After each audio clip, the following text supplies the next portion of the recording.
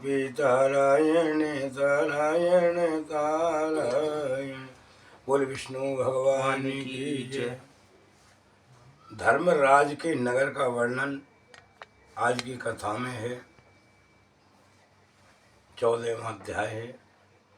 गरुड़ जी ने कहा कि हे भगवान,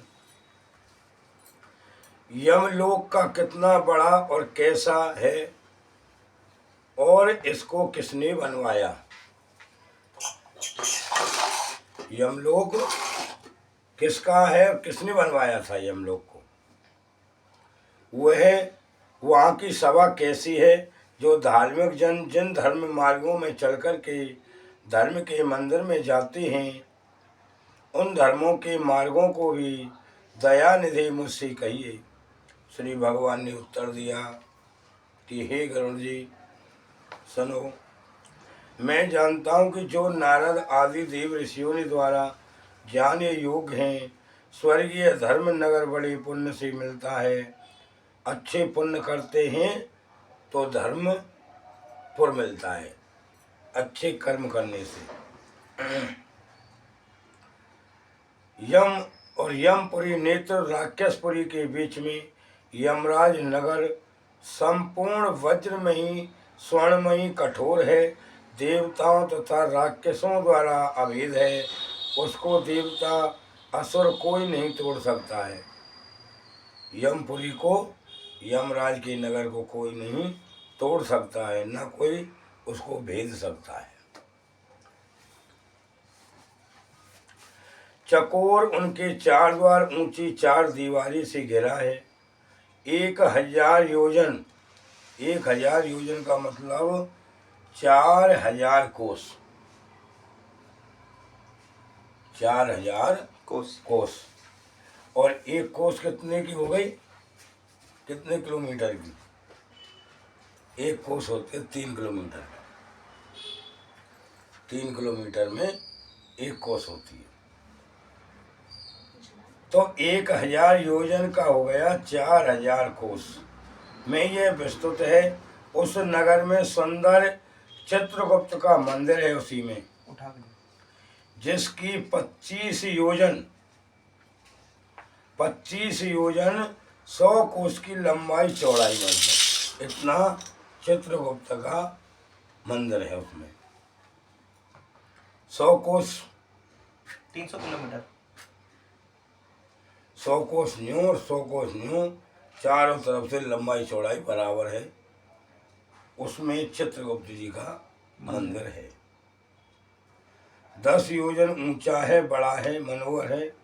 लोहे के प्रकार के 4 दीवारी से घिरा हुआ है। सैकड़ा गलियां हैं। पताकाओं से ध्वजाओं से सुशोभित है। विमानों में सम्मुख और इच्छित है। गाने बजाने से और गुंजयमान है, गूंजता है, गाने बजाने से गूंजता है। चतुर चित्रकारों द्वारा चित्र बनाए गए हैं। देव शिल्पकारों ने उनका निर्माण किया है। बाग फुलवारी से मनोहर उस ही चित्रगुप्त मंदिर में अनेक प्रकार के पक्षी गूंज रहे हैं। गंधर्व अप्सराएं द्वार चारों ओर शोभायमान हैं। उसी सभा में चित्रगुप्त जी परम अद्भुत आसन पर बैठ कर के मनुष्यों की अर्थात आयु की गणना करते रहते हैं। माँ गद्दी लगा करके अपने मंदिर में चित्रगुप्त जी मनुष्य की यथार्थ आयु की गणना करते हैं। चित्रगुप्त मनुष्य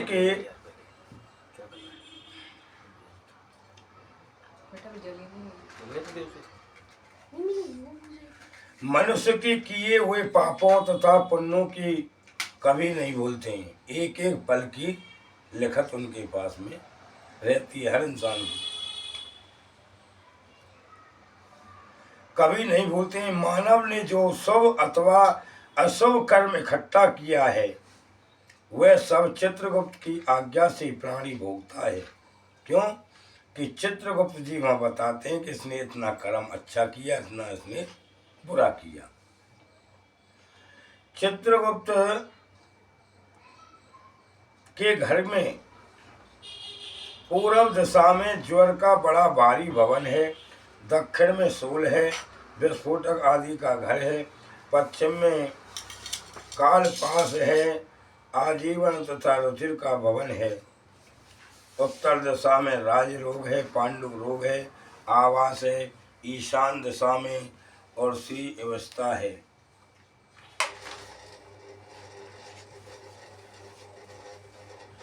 अग्नि कोण में मूर्छा का निवास स्थान है, नेतृत्व कोण में आतुर सहार का अभव्य शीत है, दाह का घर है इत्यादि अनेक रोग मंदिरों से घिरा हुआ वह नगर है।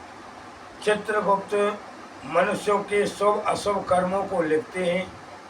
चित्रगुप्त के घर के आगे 20 योजन, चित्रगुप्त के घर के आगे 20 योजन पुर के मध्य में महादिव्य धर्मराज का रत्नई मंदिर है।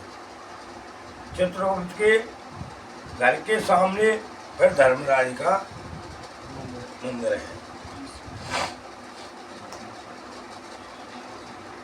धर्मराज का मंदिर है, अच्छे रत्नों से मणियों से स्वर्ग रत्नों से जड़ित है, सोने के रत्नों से और सूर्य के समान दिव्यमान है, सूर्य के समान हुए धर्मराज का नगर चमकता है।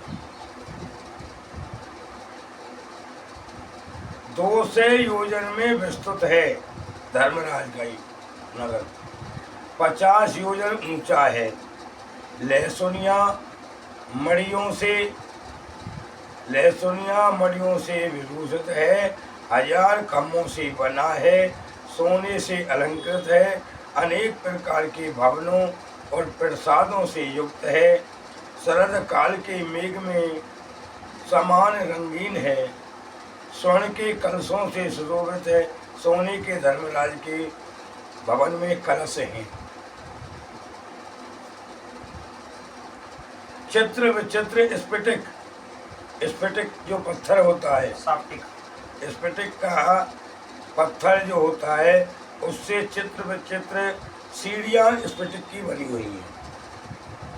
धर्मराज की सीढ़ियाँ स्फटिक की बनी हैं, हीरे की पंचकारी से शोभायमान है, हीरे जवाहरात जड़े हुए हैं, खिड़कियों में मोतियाँ की झालर लटकी हुई हैं, शोभा दे रही हैं, पताका ध्वजा से सुशोभित है, घंट और नगाड़ों से शब्दों से और धर्मराज का द्वार गूंजता है।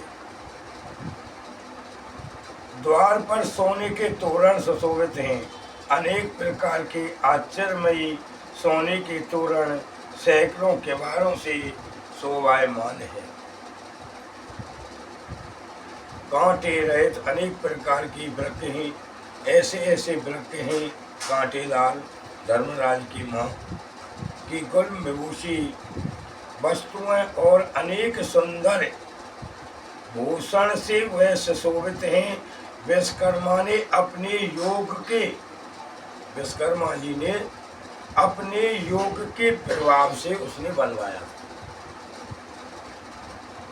उसमें 100 योजन से दिव्य सभा है और सभा में सूर्य के प्रकाश के समान चमकीले और कामनीय हैं। वह ना तो बहुत गर्म है ना बहुत ठंडे हैं, एक जैसा मौसम है। मन को अनंत आनंद देने वाली है, उसमें ना तो अत्यंत आनंद देने वाली है और उसमें ना तो शोक है और ना बुढ़ापा है। धर्मराज की सभा में इंसान बुढ़ा कोई नहीं मिलेगा, सब युवा अवस्था में रहते हैं।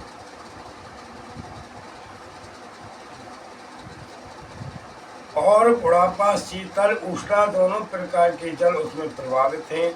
पवित्र शब्द प्रकार के बोले और अपच शब्द नहीं बोले जाते, केवल पवित्र शब्द धर्मराज के यहाँ बोले जाते। सदा कामना को देने वाला वृक्ष सभा में वर्तमान है, हर कामनाओं को पूरी करने वाला वहाँ धर्मराज के यहाँ कल्प वृक्ष पेड़ है। जो हर कामना को पूरी करता है। हे गरुड़ जी, सभा में बाधा रहित मनोहर हैं और कामना को देने वाले विश्वकर्मा ने बहुत काल तक तपस्या की थी। विश्वकर्मा जी ने बहुत काल तक तपस्या की और तपस्या करके उसे बनवाया था धर्मराज के नगर को। अग्र तप से करने वाले, सुंदर व्रत के करने वाले, सत्य बोलने वाले, शांत स्वभाव, सन्यासी, सिद्ध, पवित्र, कर्म द्वारा पवित्र लोग इस सभा में जाते हैं केवल। और सभी का शरीर तेजोमयी है, अलंकृत है, अनेक वस्त्र निर्मल हैं। पुरुष अपने किए हुए पुण्य कर्म का द्वारा उसमें अलंकृत होकर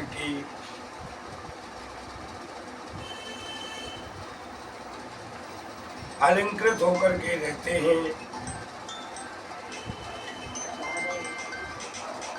उस सभा में अनुपेय धर्म भावना 10 योजन और विस्तृत सब रत्नों में मंडित सुंदर आसन पर बैठे हुए सज्जनों में श्रेष्ठ, छत्र से सुशोभित मस्तक वाले, उनके कर्ण कुंडल में भूषित हैं, उनको सब अलंकारों से सुशोभित हैं। नीले मेघ के समान कांति वाली, हाथ में चमर वाली अप्सराएं वहाँ वायु करती रहती हैं, हवाएं धर्मराज की करती हैं। अप्सराओं के समूह पे अपने गायन वादन से चारों ओर से उनकी सेवा करते हैं। जो हाथ में पास धारण किए हुए हैं, ऐसे मृत्यु से बलवान, काल से विचित्र रूपधारी चित्रगुप्त से यमराज और सेवित हैं। आज्ञा पालक, दंडधारी, अग्र रूप वाली, अपने तुल्य बलशाली, नाना प्रकार की सुंदर योद्धाओं से घिरे हुए, अग्निवाता, उष्टपा, स्वयंवंत, महर्षि, मूर्तिमान, अमूर्तिमान, आयुष्मान, पितृगण और मूर्तिमान मुनियों धर्मराज की उपासना करते हैं। सभी लोग ये धर्मराज की उपासना करते हैं। अब वहाँ कौन कौन से ऋषि हैं? धर्मराज की सभा में कौन कौन से ऋषि हैं? अत्रि ऋषि, वशिष्ठ, पुलह, दक्ष और ऋतु, अंगरा, जन्म, अग्नि, भृगु, पुलत्स्य, अगस्त, नारद, ये ऋषिगण धर्मराज की सभा में उपस्थित रहते हैं, बैठे रहते हैं। बहुत से पितृ हैं, बहुत पितृराज हैं धर्मराज की सभासद में। उनके नाम और कर्म की संज्ञा नहीं हो सकती है उनकी, क्यों जन कितने पितृ बैठे हैं। धर्मशास्त्र की व्याख्या कर यथार्थ निर्णय करने वाले परमेश्वर की आज्ञा से धर्मराज की सेवा करते हैं। धर्म को जानने वाले सूर्यवंशी और चंद्रवंशी, सूर्यवंशी और चंद्रवंशी। अब हम जो औलाद हैं पृथ्वी पर, सूर्यवंशी और चंद्रवंशी औलाद हैं। कुछ सूर्यवंशी हैं, कुछ चंद्रवंशी हैं।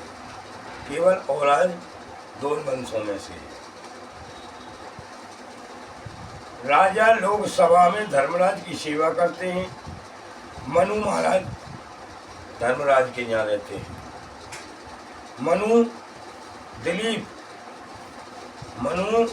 दिलीप, मानधाता, सगर, भागीरथ, अमरीश, अनंड, मुचकुंद, नीमी, पृथु महाराज, यति महाराज, द्वष्टंत, नयूस, पुरु, शिव, नल, भरत, शांतनु महाराज, पांडु, यह सहस्त्र अर्जुन पवित्र कीर्तिमान बहुल राजगण बहुत से अश्वमेघ यज्ञ करने से धर्म की सभासद में धर्मराज की सभा में धर्म पूर्वक काम करते हैं।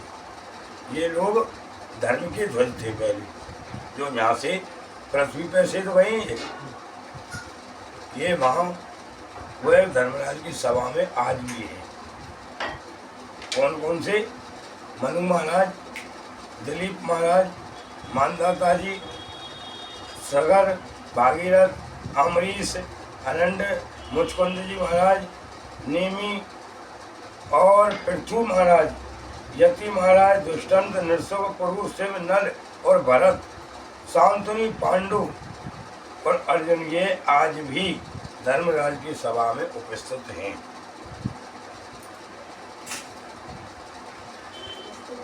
धर्म पूर्वक सभासद में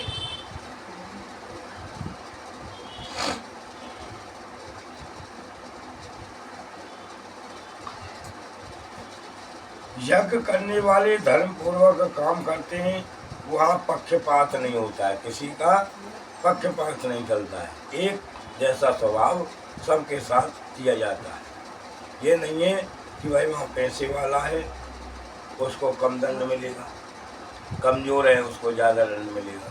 वहाँ कोई पक्षपात नहीं है, सब एक समान है, पक्षपात नहीं है, ना असत्य है और ना मत्सर है।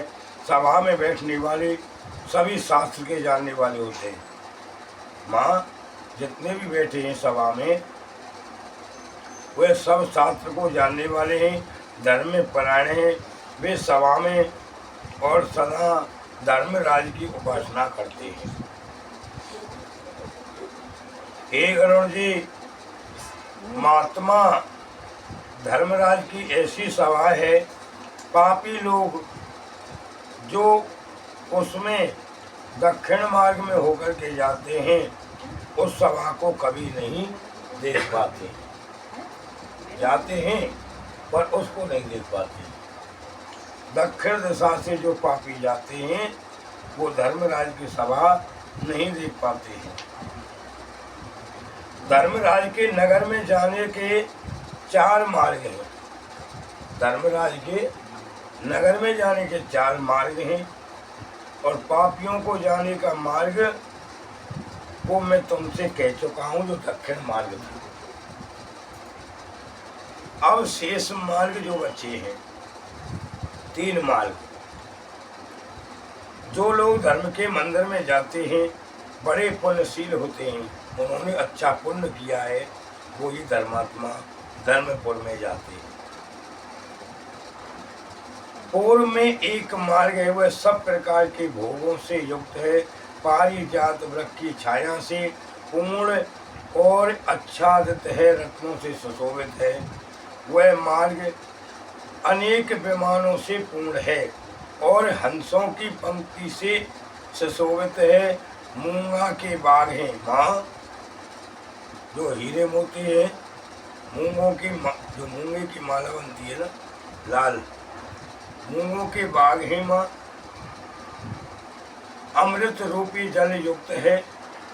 उस द्वार में होकर के केवल पवित्र ऋषि, देव ऋषि, निर्मल राज ऋषि, अप्सराएं, गंधर्व, विद्याधर, बड़े बड़े सर्प जाते हैं। वहाँ बड़े बड़े सर्प जाते हैं और लोग देवताओं की आराधना करते हैं। वहाँ देवताओं की आराधना करते हैं। शिव की भक्ति में तत्पर, जल दान देने वाले माघ के महीने में, जो माघ में संक्रांति आती है, लोहड़ी आती है, लोहड़ी और संक्रांति, उसमें जो ईंधन दान देने वाला होता है, लकड़ी दान करता है, ईंधन दान देने वाले वर्षा ऋतु में वृक्ष को दान मान से विश्राम देने वाले दीन दुखियों पर सेवा करने वाले, अमृत समान वचन बोलने वाले, अच्छा वचन बोलने वाले, किसी को कठोर वचन न बोलने वाले, किसी को आश्रय देने वाले, सत्य धर्म का पालन करने वाले, क्रोध लोभ से रहित, पिता माता के भक्त, गुरु की सेवा करने वाले, माता पिता की सेवा करने वाले, तत्पर रहने वाले, भूमि और गौ विद्या दान देने वाले, पुराणों को कहने वाले और सुनने वाले। आज तुमने अच्छी विद्या प्राप्त कर ली, ऐसे अब विद्या तो प्राप्त कर ली तो आगे विद्या को बढ़ाया नहीं, किसी को सिखाया नहीं, तो उस विद्या ग्रहण करने से फायदा क्या। 10-20 शिष्य ऐसे नहीं बनाए कि भाई हमारा गुरु ऐसा है। बहुत किसके चेले हैं? फलाने गुरु के चेले हैं। अच्छी विद्या का दान देने वाले, दीन दुखियों की सेवा करने वाली, पुराण को कहने सुनने और पारायण करने वाले, अनन्य प्रकार के पुण्य करने वाले लोग पूर्व के द्वार में होकर के धर्मराज में प्रवेश करते हैं। दूसरा है उत्तर का मार्ग। सैकड़ों महारथों पालकी से युक्त है और वहाँ हरी चंदन की लकड़ियों का बाग है। हंस वहाँ बैठते हैं, सारस वहाँ रहते हैं। हंस सारस से पूर्ण है। चक्रवाक है, चखवा और चखवी भी वहाँ रहते हैं। अमृत के समान जल से भरा हुआ सरोवर है, वह शोभायमान है उत्तर दिशा में धर्मराज के रास्ते में। इस द्वार से वेद पढ़ने वाले, अतिथि की पूजा करने वाले, दुर्गा सूर्य के भक्त, पूरब तीर्थ में स्नान करने वाले, धर्म युद्ध में मारे जाने वाले, अनशन लगन करने वाले, काशी में गौ के घर में तीर्थ के जल में मरने वाले, ब्राह्मण के लिए स्वामी के कार्यवश तीर्थ खेत में मरने वाले, देवता विध्वंस काल में मरने वाले, योग व्यास से मरने वाले, तत्पात्र को पूजने वाले, नित्य महादान करने वाले, वे सब उत्तर द्वार से जाते हैं। वो से क्या है कि तीर्थ करने जाते हैं, रास्ते में ब्रह्मलोक में लीन हो जाते हैं।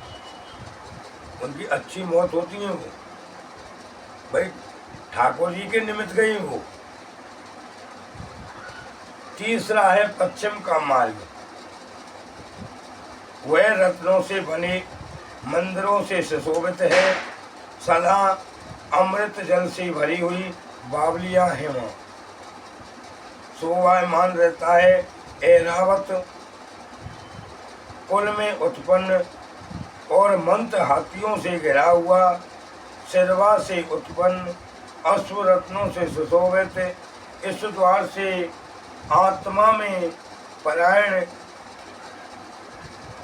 शास्त्र का उत्तम विचार करने वाले, विष्णु के अन्य भक्त, गायत्री मंत्र जपने वाले, दूसरे की हिंसा और दूसरे का द्रव्य लेने में और दूसरे से विवाह करने से परांग मुख करने वाले, अपनी स्त्री में लीन रहने वाले, अग्निहोत्र करता, वेद के पढ़ने वाले मार्ग इस पश्चिम मार्ग से जाते हैं। ब्रह्मचर्य व्रत के धारण करने वाले, वानप्रस्थी, तपस्वी, श्रीपाद नामक संन्यास में तत्पर, कंकड़ पत्थर सोना एक समान समझने वाले, किसी के घर में सोना पड़ा है तो ये समझो कि हमारे लिए कंकड़ पत्थर पड़ा हुआ। अब उसको चुरा के ले जाएंगे, कितने दिन खाएंगे?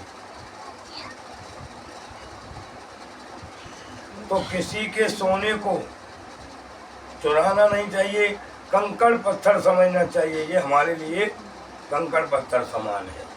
दूसरे की चीज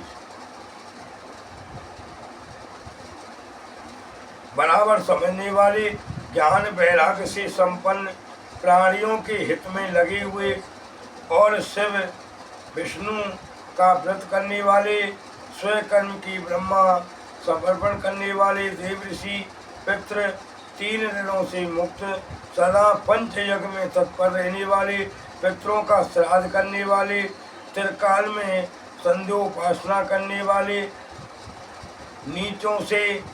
नीचों की संगति से दूर रहने वाले,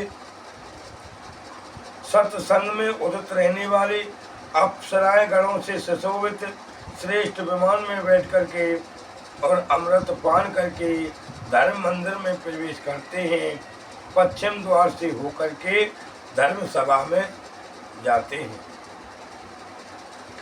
यम उनको आते देख करके यमराज भी उनका स्वागत करते हैं और उठ करके उनके सन्मुख जाते हैं, स्वागत करते हैं। धर्मराज और यमराज चतुर्भुज होकर के शंख चक्र गदा खड़ग धारण कर पुण्य कर्म से रत्न जीवों से बड़ा स्नेह है, मित्र के समान आचरण करते हैं, सिंहासन देते हैं। जो अच्छे लोग पुण्य आत्माएं जो जाती हैं तो यमराज उनका स्वागत करते हैं, उनको आसन देते हैं और अपना मित्र समझते हैं। पदार्थ देते हैं, पीछे चंदन आदि से पूजन करते हैं। यमराज अन्य सदनों से कहते हैं कि सभा के सदस्यों, इन ज्ञानियों का बड़े आदर से नमस्कार कीजिए, ये मेरे मंडल का भेदन करके ब्रह्मलोक को जाएंगे। ये रुकेंगे नहीं, हम ये ब्रह्मलोक को जाएंगे। फिर यह बुद्धिमान में श्रेष्ठ, नरक के कलेशों में डरने वाले, तुमने पुण्य करके सुख देने वाला देवत्व प्राप्त किया है। हे दुर्बल मनुष्य, शरीर पा करके जो नित्य साधना नहीं करते हैं घोर नरक में जाते हैं। उनसे महान जड़ दूसरा कौन है? क्यों? यह मनुष्य शरीर बार बार नहीं मिलता है।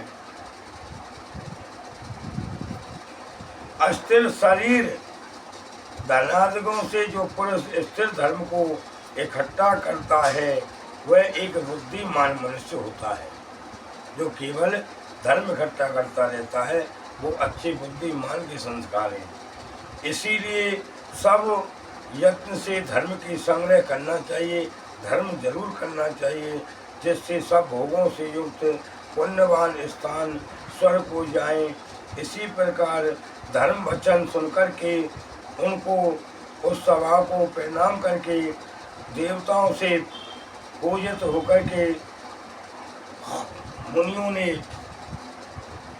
विमान में गणों से युक्त परम पद को जाते हैं। कुछ लोग बड़े आदर से धर्म सभा में स्थिर रहते हैं, कल्पांत तक वास करते हैं, दिव्य भोगों को भोग करके शेष पुण्य और पुण्यवान जीव मनुष्य लोक में उत्पन्न होते हैं और अगले जन्म में जो पुण्य आत्माएं पैदा होती हैं वो धनाढ़ पैदा होती हैं।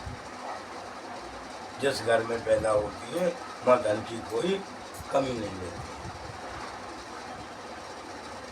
महाधनी सर्वज्ञ तथा शास्त्रों में चतुर जीव अपनी आत्मा से विचार की परम गति पाते हैं। हे गण, तुमसे पूछा हुआ यमालय का वर्णन मैंने किया है, इसको भक्ति से सुनने से मनुष्य धर्मराज की सभा में जाते हैं।